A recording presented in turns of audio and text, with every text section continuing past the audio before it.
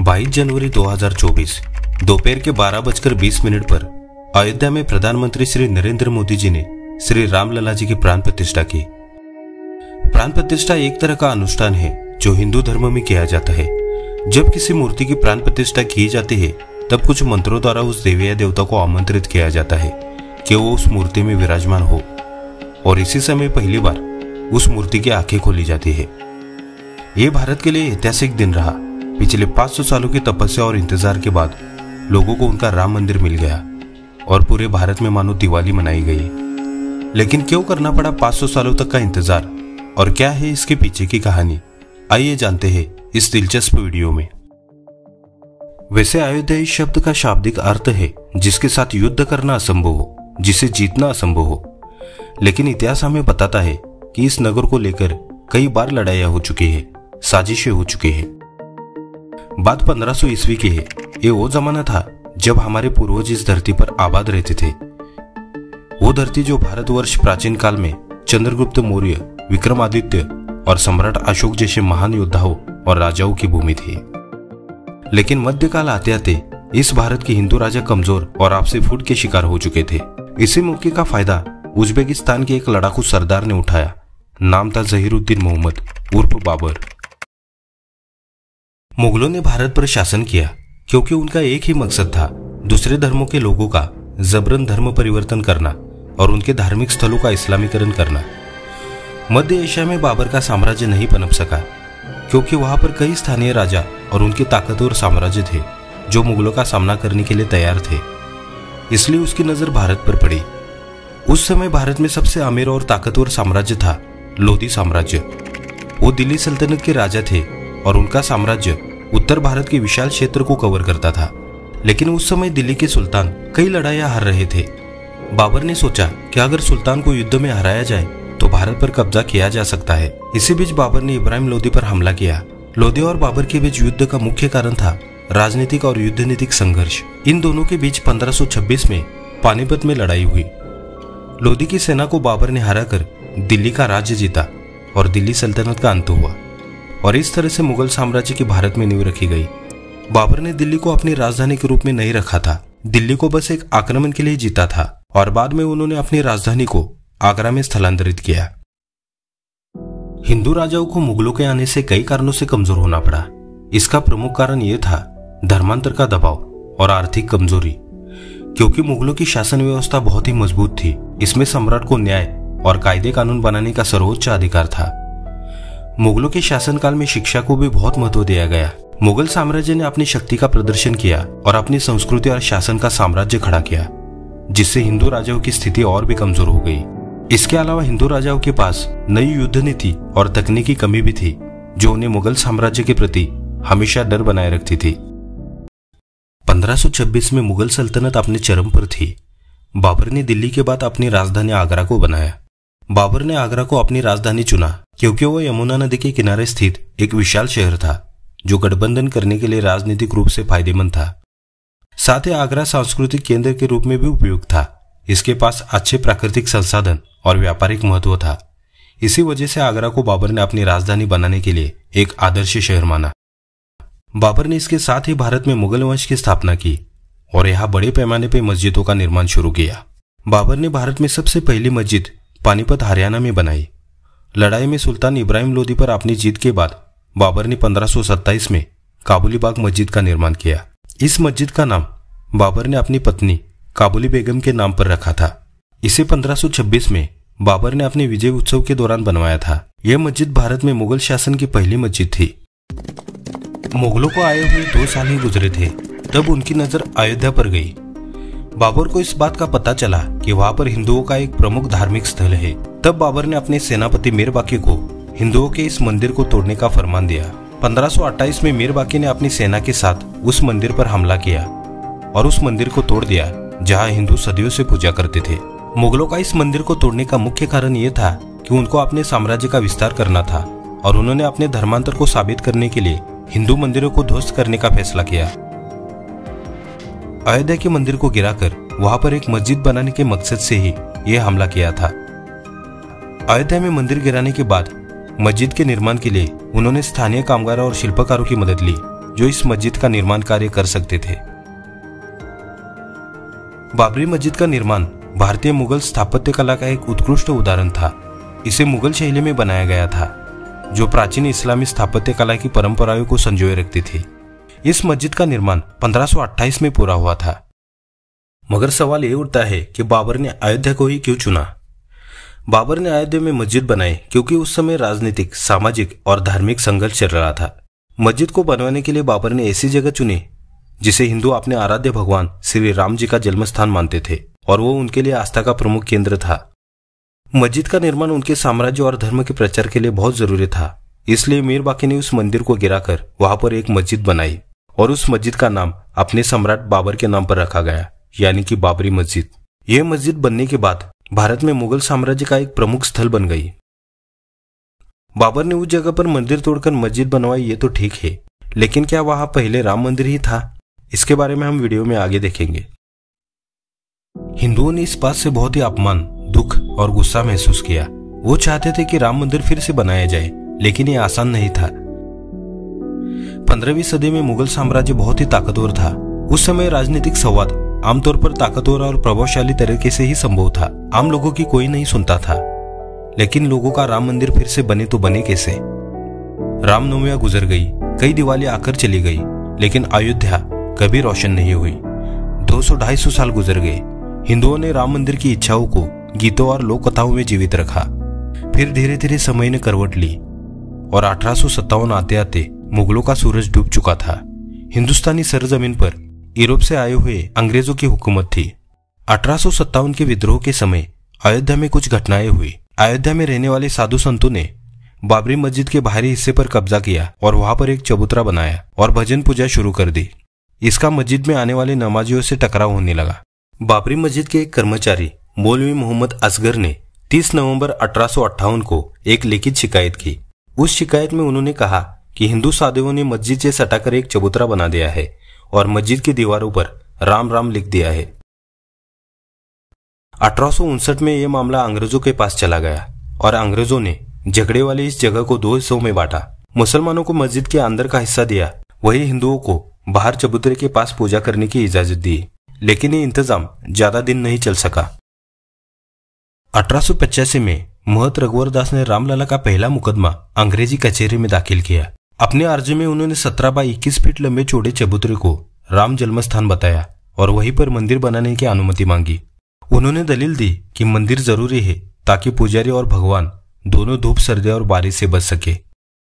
वैसे भी 1857 के विद्रोह के आग में पूरा देश जल रहा था। दूसरी तरफ अयोध्या जन्मभूमि को लेकर हिंदू मुस्लिम भी आपस में लड़ रहे थे। इसी से तंग आए अंग्रेजी शासन ने विवादित मस्जिद को सभी के लिए बंद किया और तारों के बाड़े से घेर दिया। इससे माहौल कुछ देर तक शांत होता दिखा, लेकिन ये ज्यादा दिनों तक नहीं चल सका। अंग्रेज तो पहले से ही हिंदू मुसलमानों के बीच बैलेंस बनाकर चल रही थी, क्योंकि उन्हें अपना साम्राज्य जो चलाना था। आखिरकार 1947 में देश स्वतंत्र हो गया। इसी के साथ हिंदुओं के मन में राम मंदिर की आस फिर से जगने लगी। अयोध्या के संत वैरागी आजाद देश में रामलला का मंदिर देखना चाहते थे। 1 साल और गुजर गया। आजादी के बाद भारत सेटल हो रहा था। 1950 में भारत का संविधान अमल में आया और नए कायदे कानून से देश चलने लगा। 1980 के दशक में राष्ट्रीय स्वयंसेवक यानी आरएसएस ने हिंदुओं के लिए स्थान को फिर से प्राप्त करने और इस स्थान पर राम मंदिर बनाने के लिए एक नए आंदोलन की शुरुआत की। प्रधानमंत्री राजीव गांधी के नेतृत्व वाली सरकार ने विश्व हिंदू परिषद को अनुमति दे दी।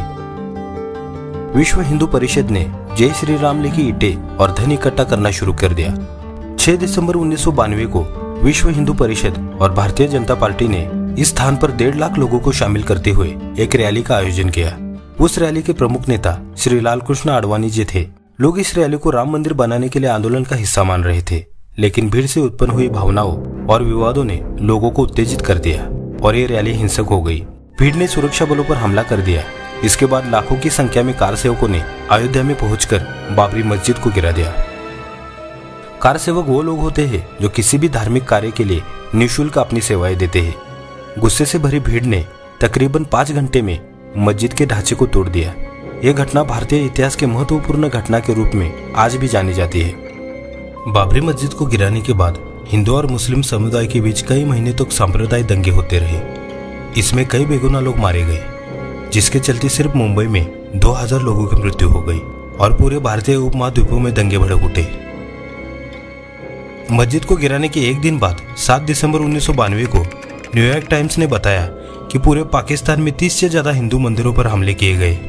कुछ मंदिरों में आग लगा दी गई और एक मंदिर तो पूरी तरह से गिरा दिया गया।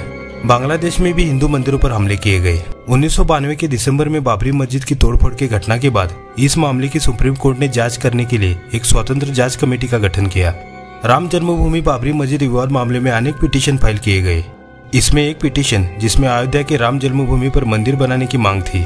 इस पिटीशन के माध्यम से बड़ी संख्या में लोग राम मंदिर के लिए जमीन की मांग कर रहे थे। 1 अगस्त 2002 को इलाहाबाद हाई कोर्ट ने प्रस्ताव दिया था कि भारतीय पुरातत्व सर्वेक्षण ASI द्वारा विवाद स्थल की खुदाई की जाए। हाई कोर्ट ने प्रस्ताव में यह भी कहा था कि खुदाई से पहले ASI ग्राउंड प्रेडिक्टिंग रडार यानी जमीन के भीतर मौजूद वस्तुओं की जानकारी देने वाला उपकरण, इसका उपयोग करके विवाद स्थल का सर्वेक्षण करे। GPR सर्वेक्षण आपके खोदने से पहले यह समझने के लिए आपकी मदद करता है कि आपके पैरों के नीचे क्या है।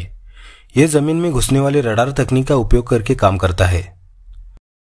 लगभग 1 साल बाद ASI ने 25 अगस्त 2003 को इलाहाबाद हाई कोर्ट में इस खुदाई से संबंधित अपनी रिपोर्ट दाखिल की थी, जिसमें उन्होंने कहा था कि विवादित ढांचे के नीचे नक्शेदार ईंटों की विशाल संरचना मौजूद है, जिसमें देवी देवताओं की क्षतिग्रस्त मूर्तियां, नक्शेदार वास्तुशिल्प, साथ ही कमल के फूल जैसे आकृतियां ही मिली है। रिपोर्ट में यह भी कहा इस जगह के नीचे 25 खंभों वाले एक ढांचे का आधार मिला है। ASI के अनुसार यह विशेषतः उत्तर भारत के मंदिरों जैसी संरचना है। कई जानकारों का कहना है कि पक्के तौर पर यह कहना मुश्किल है कि अवशेष हिंदू मंदिर के ही थे। कुछ इतिहासकारों का यह भी कहना है कि वहां पर जैन मंदिर या बुद्ध मंदिर होने की संभावना से भी इनकार नहीं किया जा सकता।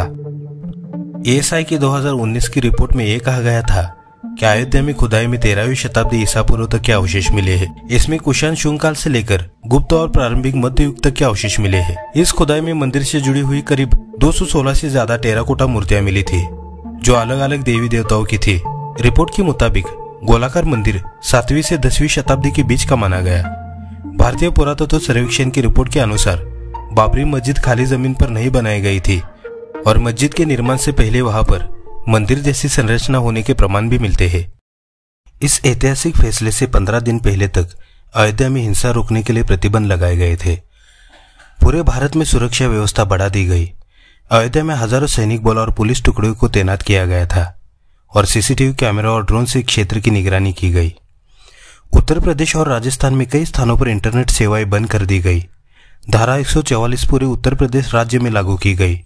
साथ ही साथ कुछ प्रमुख शहरों जैसे बेंगलोर, भोपाल, जयपुर और लखनऊ में भी लागू की थी। फैसले के दिन जम्मू कश्मीर, कर्नाटक, मध्य प्रदेश, उत्तर प्रदेश राज्यों के साथ साथ दिल्ली में स्कूलों और कॉलेजों के लिए सार्वजनिक छुट्टी घोषित की थी। तेलंगाना, हैदराबाद में मुख्य रूप से चार मीनार और मक्का मस्जिद सहित पुराने इलाकों के आसपास 20,000 कर्मियों को तैनात किया था। रिपोर्ट के अनुसार सुरक्षा के तौर पर मुंबई में लगभग 40,000 पुलिसकर्मी तैनात किए गए थे और चेन्नई में 15,000। सुप्रीम कोर्ट के 5 जजों की बेंच ने 9 नवंबर 2019 को सर्वसम्मति से अपना फैसला सुनाया, जिसमें कहा गया था कि यह भूमि हिंदुओं की है और इस पर राम मंदिर का निर्माण कर सकते हैं। मुस्लिम भाइयों को मस्जिद बनाने के लिए जमीन का अलग टुकड़ा दिया जाएगा। अदालत ने साक्ष्य के रूप में भारतीय पुरातत्व सर्वेक्षण ASI की एक रिपोर्ट का हवाला दिया, जिसमें ध्वस्त की गई बाबरी मस्जिद के नीचे एक गैर इस्लामिक निर्माण की मौजूदगी का सुझाव देने वाले सबूत दिए गए थे। कोर्ट ने भारत सरकार को 3 महीने के भीतर राम मंदिर बनाने के लिए एक ट्रस्ट बनाने और एक ट्रस्टी बोर्ड बनाने का आदेश दिया। विवादित भूमि का मालिकाना हक भारत सरकार के पास होगा और इसको बाद में ट्रस्ट को दिया जाएगा। कोर्ट ने 2.77 एकड़ क्षेत्रफल वाली संपूर्ण विवादित भूमि को राम मंदिर के निर्माण के लिए दिया, जबकि 5 एकड़ क्षेत्रफल वाली जमीन सुन्नी सेंट्रल वल्फ बोर्ड जो उत्तर प्रदेश में है उसे मस्जिद बनाने के लिए देने का आदेश दिया। वल्फ जमीन धार्मिक या सामाजिक कार्यों के लिए होती है, जैसे कि मस्जिदों, मदरसों, अस्पतालों, आश्रमों और गौशालाओं के लिए। कोर्ट ने फैसला सुनाया कि बाबरी मस्जिद का विध्वंस और 1939 में बाबरी मस्जिद का अपमान कानून का उल्लंघन था। न्यायालय ने कहा कि भारतीय पुरातत्व सर्वेक्षण के पुरातात्विक साक्ष्यों से पता चलता है कि बाबरी मस्जिद का निर्माण एक संरचना पर किया गया था, जिसकी वास्तुकला स्वदेशी थी और गैर इस्लामी थी, यानी कि इस्लामिक नहीं थी।